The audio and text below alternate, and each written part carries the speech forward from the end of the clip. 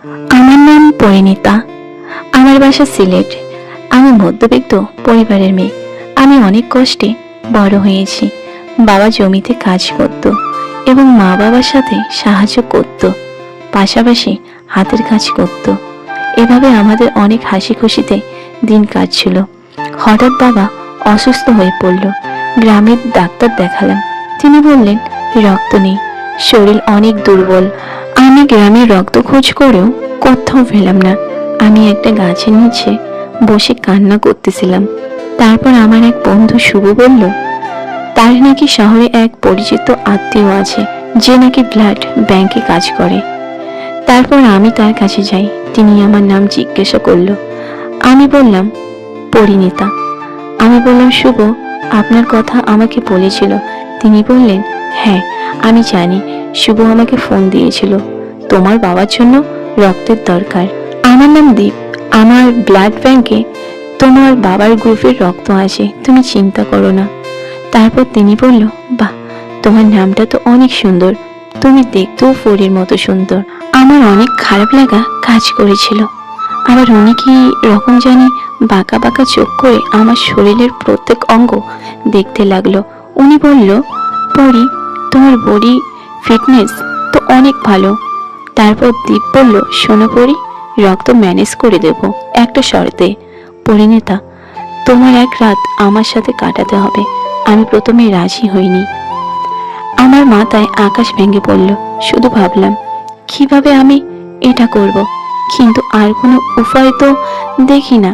আমার হাতে টাকা নেই, আবার বাবাকে রক্ত না দিলে বাঁচাতে পারবো না। তখন ভাবলাম যে বাবা আমাকে তার রক্ত ঘাম ঝরে বড় করেছে, আমি তাকে সুস্থ করবই। আমি অনেক ভাগ্যবান যে বাবার রক্তের ঋণ কিছুটা হলেও শোধ করার সুযোগ পেয়েছি। আমাকে পিতার ঋণ শোধ করতেই হবে। আমি আর কিছু চিন্তা করতে পারলাম না, শুধু মাথায় ঘুরতে লাগলো পিতার সুস্থতা। তাই আমি রাজি হলাম দীপের সাথে একটা রাত কাটাতে। তারপর দীপ বলল পরিণীতা, তুমি আজকে বিকেলের দিক আমার বাসায় আসবে। আমি বললাম ঠিক আছে। আমি বিকালের দিকে তার বাসায় গিয়েছি। দীপের বাসার সামনে এসে বেল বাজাতে লাগলাম, কিন্তু কারো কোনো সাড়া শব্দ নেই। তারপর হঠাৎ দেখি দীপের বাসা থেকে ওর কাজের লোক দরজা খুলেছে, কিন্তু দীপকে কোথাও দেখি না। দীপের কাজের লোকের কাছে জিজ্ঞেস করলাম দীপ কোথায়।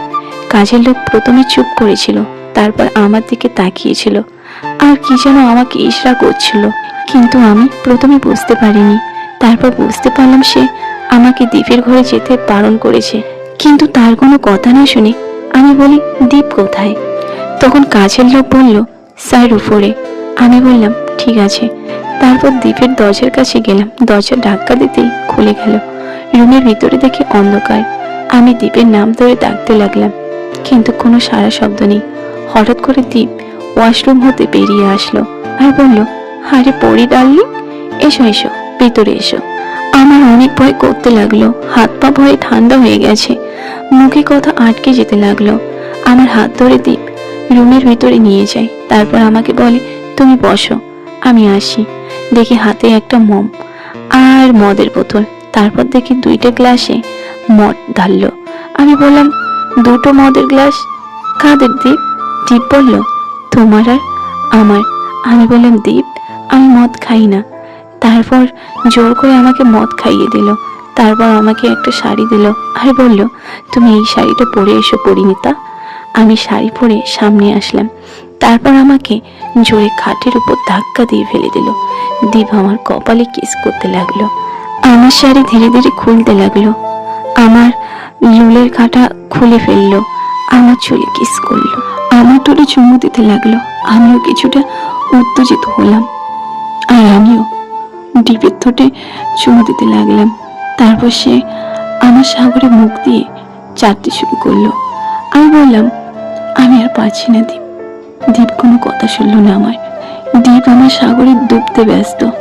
তারপর আমার ডান দিকে জামুরটা খেতে লাগলো আর আমার বাম ধারের জামুরটা চাপতে শুরু করলো। আমার ব্যথা করতেছিল। আমি এত কাহনা সহ্য করতে না পেরে খাট থেকে উঠে আসলাম। কিছুক্ষণ পর দেখি আমার সাগর থেকে জল বের হচ্ছে।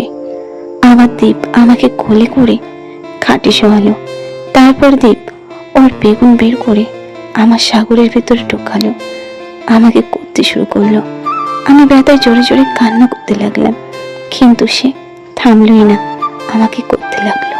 প্রায় 10 মিনিট আমাকে করলো। প্রথমে অনেক ব্যথা করেছিল, কিন্তু তারপরে আমি অনেক আনন্দ অনুভব করলাম। সে যেন এক অসীম তৃপ্তি, যা কখনো পাইনি। তারপর দীপ সংযম করতে করতে ঘুমিয়ে পড়ল, কিন্তু আমি খাট থেকে ব্যথায় উঠতে পারছি না। সকাল হলে বাড়ি আসবো, তখন দীপ বলে, তোমার বাবার জন্য রক্ত নিয়ে যাও। আমি এক শান্তির নিঃশ্বাস ফেললাম। এভাবে নিজের সম্মানটুকু বিলিয়ে দিলাম বাবার জীবনের বিনিময়ে।